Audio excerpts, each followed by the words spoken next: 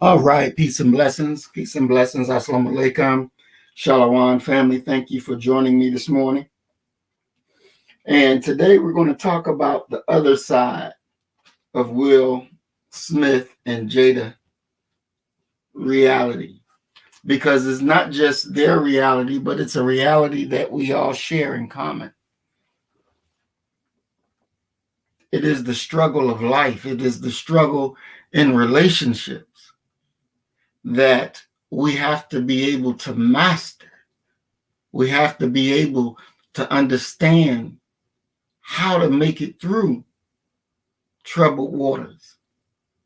Now, we know we can see no matter what country that the news you watch that reports on this situation with Jada and Will is continuing to be condemned around the world. Peace and blessings, Twin Pyramid. Glad you joined us. He's being condemned around the world. One police officer in Britain was on giving an interview, and they were asking him about it, and he was so, Will Smith should have been arrested right there on the spot.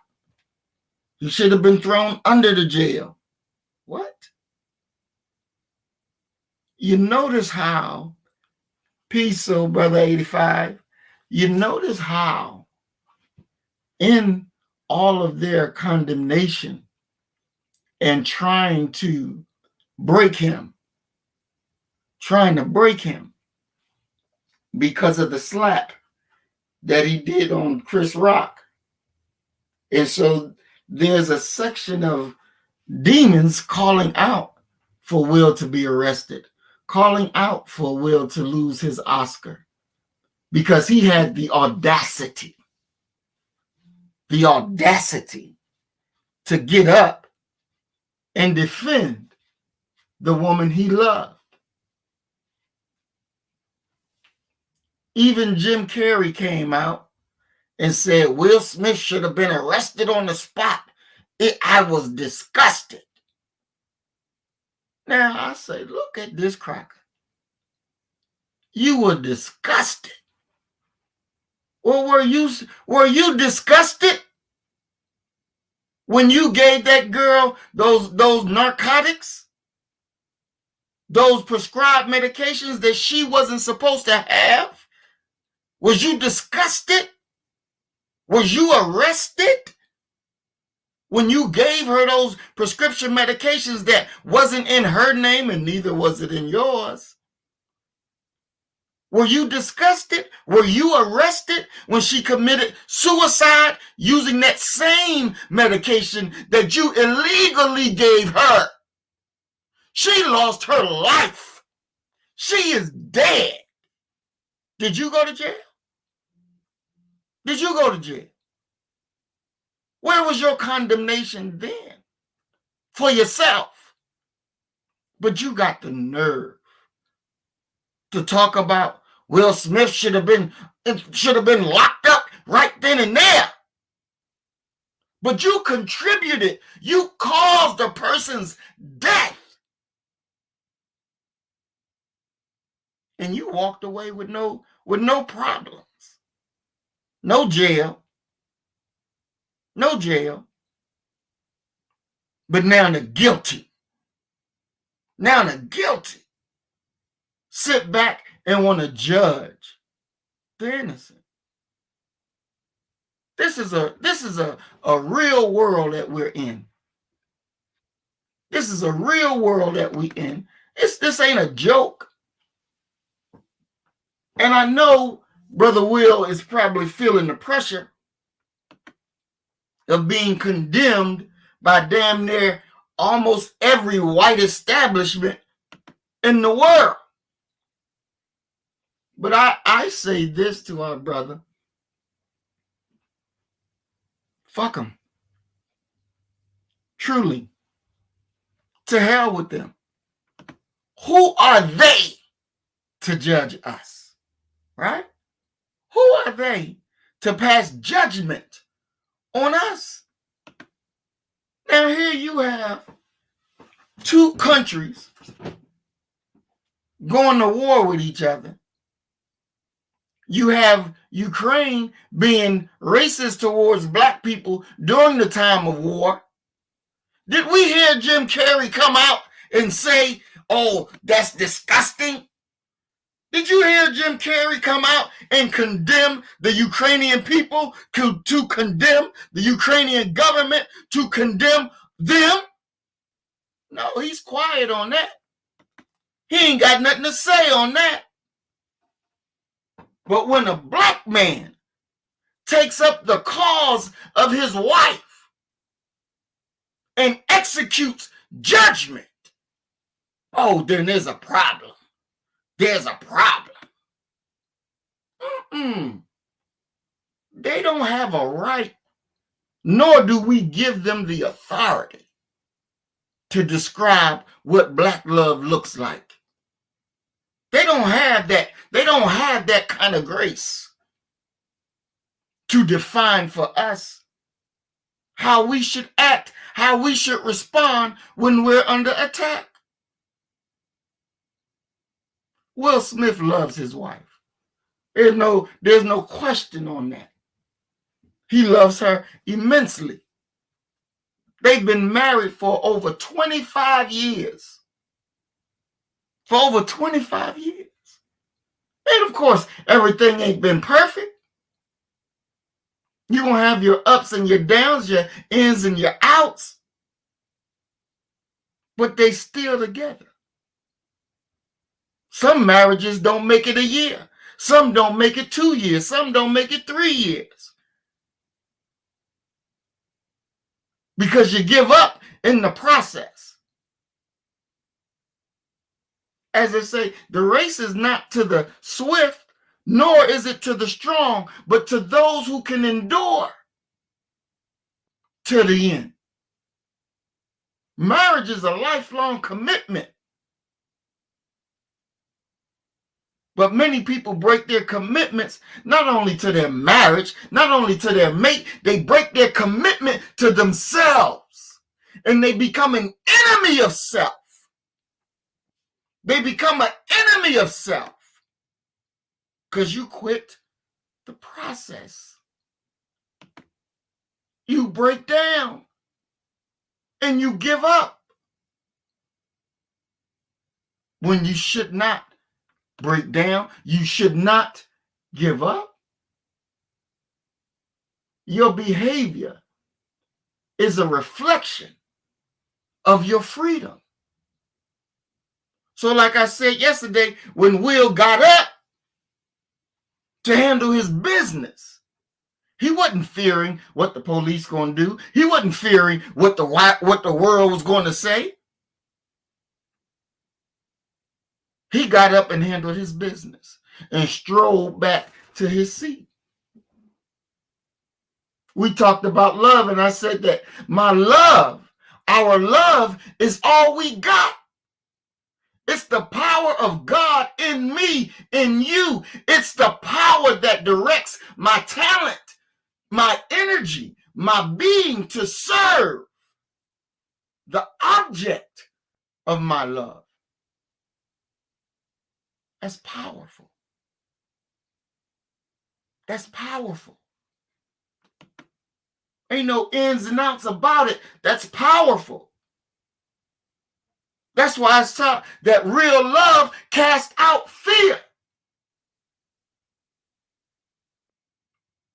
Real love casts out fear. There ain't nobody going to tell you you can't do this when your loved one is under attack. Now, we that's coming up, we were born in a sinful world. We were born in an environment that there's an agreed upon hatred of black people. There's an agreed upon hatred of black people worldwide. That's just a fact. That's what it is. Now, and you in America, my black brothers and sisters in America, you've been living under this avalanche of hatred all your life.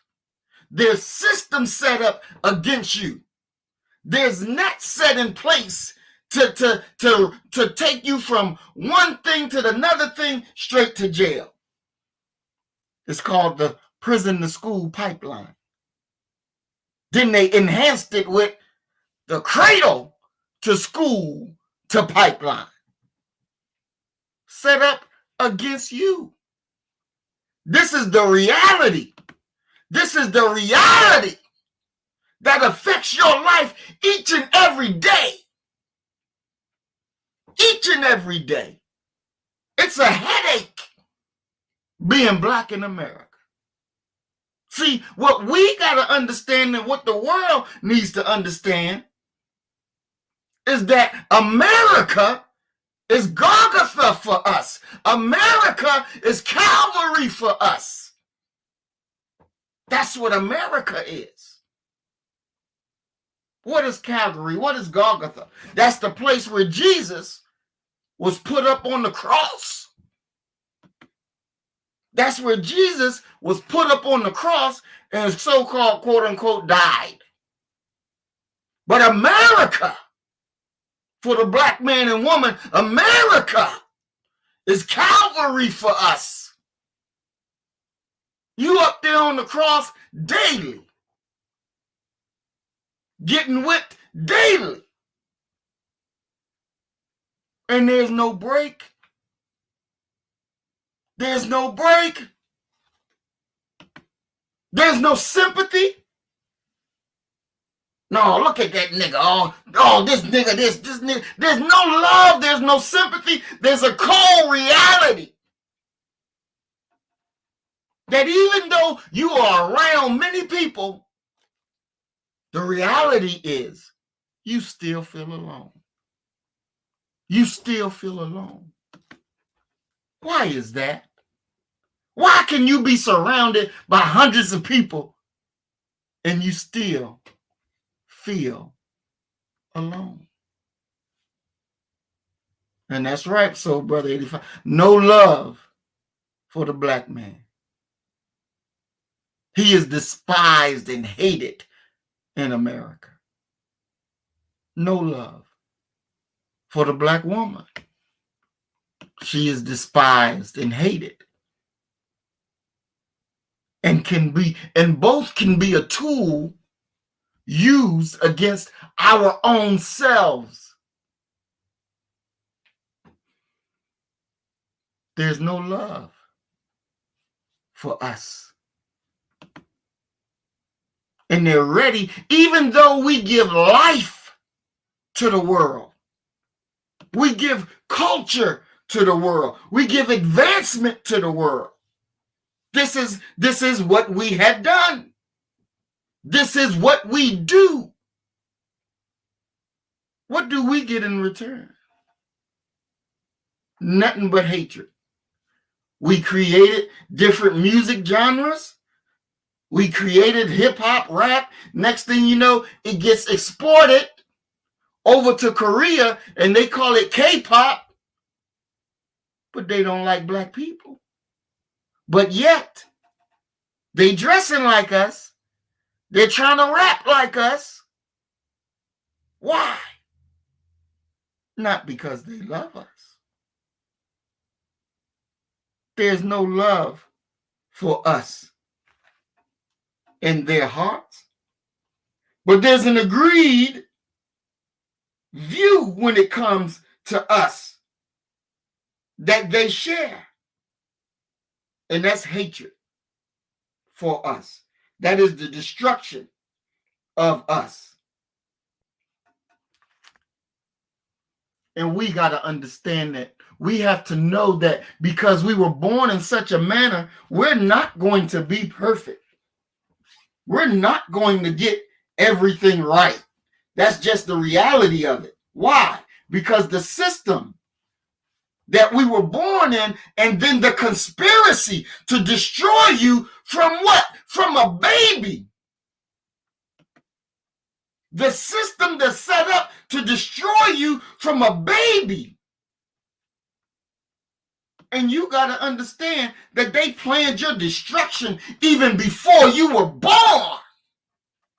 They planned your destruction, and they had the gall to put it in writing. They didn't give a damn whether you would one day read it and learn what was done to you on purpose. They didn't give a damn about that. When you realize that they on purpose put things in motion to make sure you have a degraded lifestyle, to make sure that you're uncultivated, to make sure that they can always use you as their tool and as their fool. This is the reality of it. And as you come into knowledge of what was done against you, then you begin to see, wait a minute.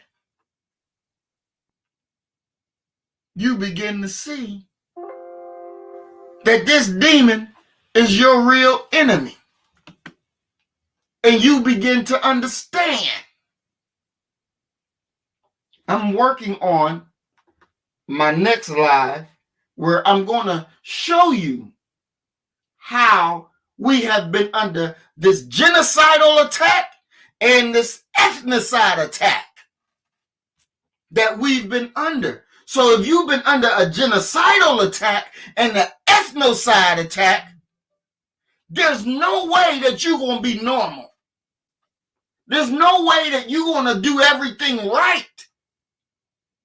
See, the genocide attack seeks to kill your body, seeks to kill you, and you no longer walking on your 2 feet, you 6 feet under.